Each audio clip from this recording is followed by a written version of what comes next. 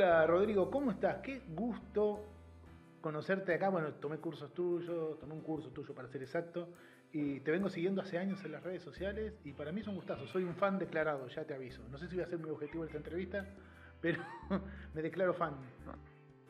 Bueno, muchísimas gracias, Cristian. Muchísimas gracias por la invitación, muchísimas gracias por esta entrevista. Y bueno, y espero que la gente se lleve lo mejor de nuestra charla.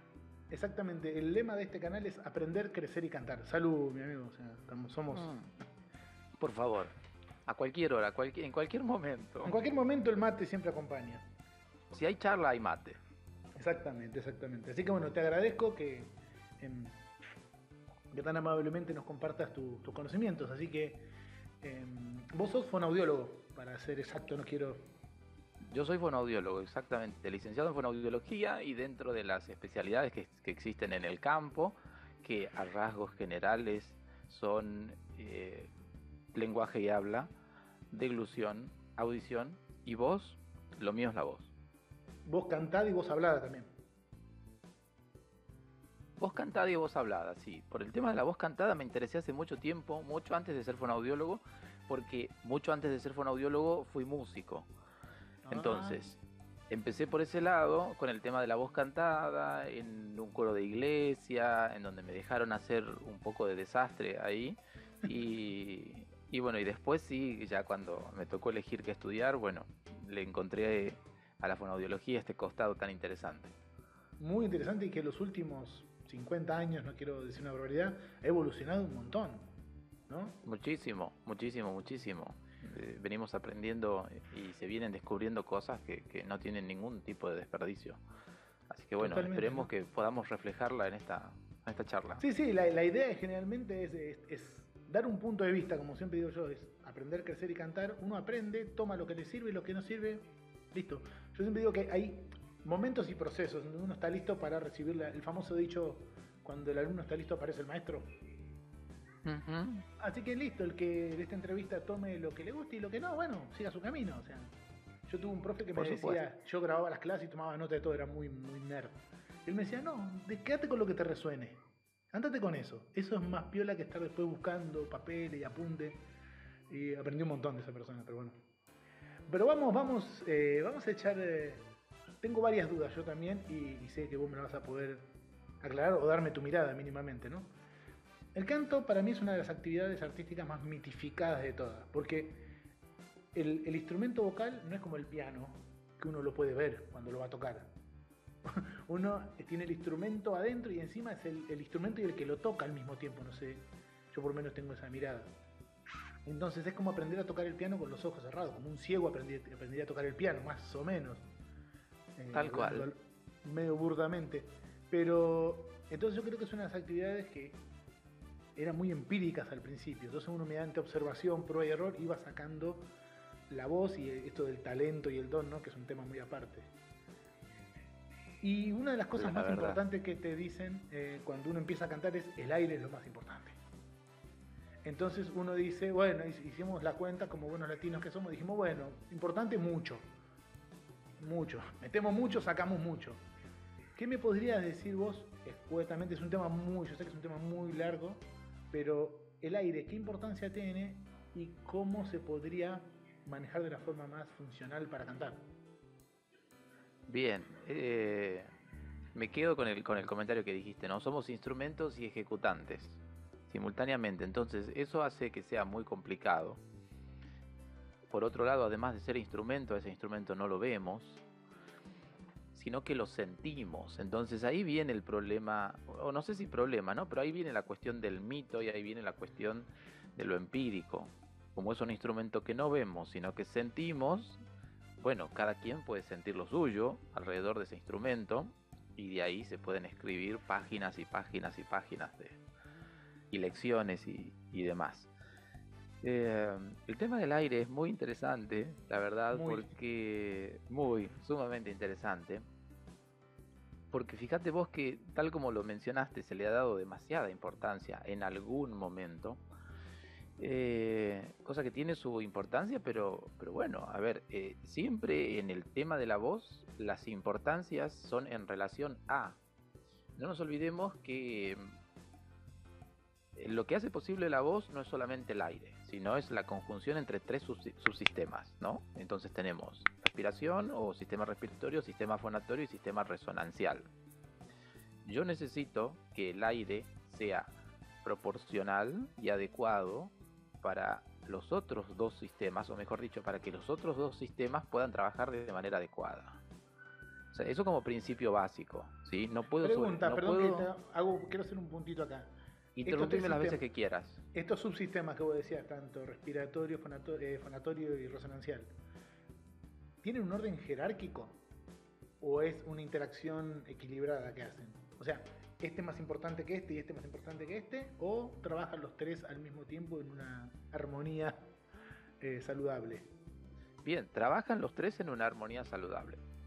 Si no tenés el aporte aéreo y solamente te quedás con sistema fonatorio y sistema resonancial, no vas a tener un sustento de energía que ponga en movimiento el sistema fonador y obviamente no vas a generar el estímulo que se transforme o que se filtre en ese sistema de resonancia.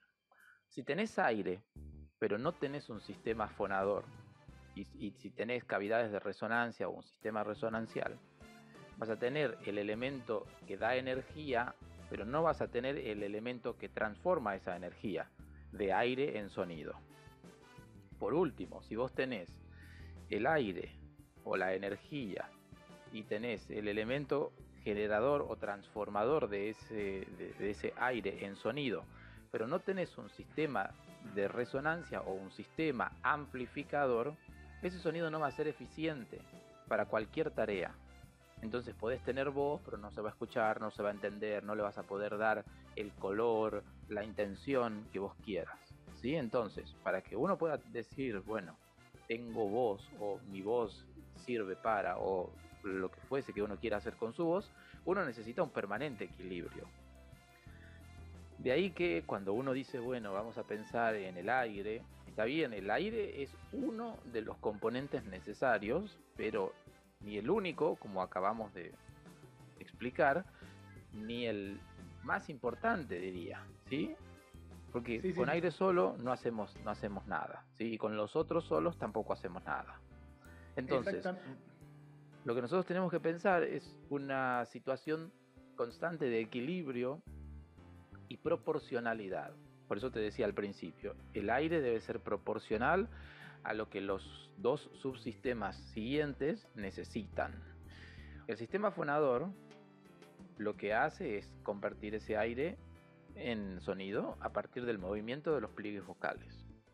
Si el aire viene con mucha energía o vamos a decirlo, con mucha fuerza, con mucha presión, ese sistema tiene que responder a la presión, frenando el paso de esa corriente o frenando el paso de ese flujo, ¿sí? Conteniéndolo y a su vez generando un movimiento proporcional de los pliegues vocales a la presión de aire o al flujo de aire que estás mandando. Por lo cual... Perdón, ahí, puntito suspensivo ahí también. Está buenísimo eso. Eso es lo que se llamaría la presión subglótica, estamos hablando, ¿no? Corrígeme si me equivoco. Sí, eso es lo que podríamos llamar presión subglótica. A grandes rasgos, ¿no? Entonces, a grandes rasgos. Exactamente. Entonces, tratando de interpretarte, diríamos que el aire de más genera una presión innecesaria en el sistema fonador. El aire de más genera... trata de resolver de alguna manera.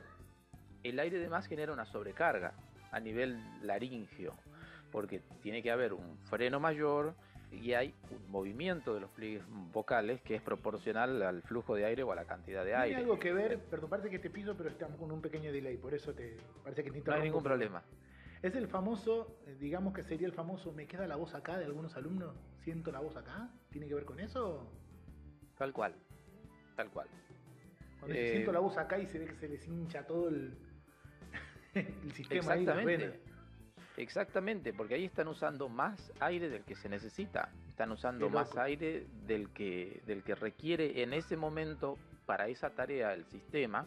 Entonces hay una permanente sobrecarga que termina claramente en un proceso de fatiga, de desgaste, y en el peor de los casos, cuando ya el desequilibrio es muy marcado y es muy prolongado, puede terminar en algún tipo de patología. No vamos a hablar de cantante famoso ni de estilo, no te voy a preguntar de eso. ¿Cómo canta? ¿Qué opinás de tal cantante? No vamos a entrar en esa. Yo ya he entrado en esa y me he comido Me he ganado una gran cantidad de admiradores, entre comillas. Vamos a hablar del aparato que es más bello que la persona, ¿no? Bueno, cada persona es un instrumento en sí, ¿no? La voz es tan maravillosa porque somos todos humanos, tenemos todo una fisiología parecida, pero todos sonamos distintos, es maravilloso, ¿no? Tal cual. Justamente este tema del aire me lleva al segundo punto, que es el famoso, bueno, apoyo, y que viene después la famosa colocación del sonido. Es otro mito que generalmente que muchas veces me ha pasado a mí como alumno, como profe lo he hecho cuando empezaba también, esta cosa de que me queda la voz acá es porque no está la voz colocada. La voz está en la garganta, estoy usando términos coloquiales empíricos que se usaban, y después decían, no, es que hay que subir el aire, le falta apoyo, no está yendo a los resonadores. Entonces me lleva a esta pregunta, ¿cuántos resonadores hay, guiño, guiño? Y ¿cuál es la forma, qué dirías vos, que es la forma más funcional de utilizar la resonancia? ¿Cómo interactúa con el fonador y el respiratorio?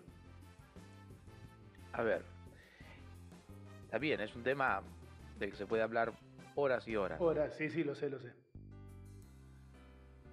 El término colocación obedece, como te decía al principio, a una sensación. ¿Sí? Eso en primer lugar.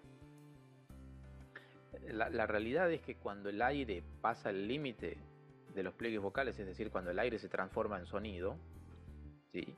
No hay ningún espacio de las cavidades de resonancia que quede sin ser impreso, o sea, que quede sin ningún tipo de estímulo. Claro, sin ser habitado, ¿sí? digamos, para decirlo poéticamente.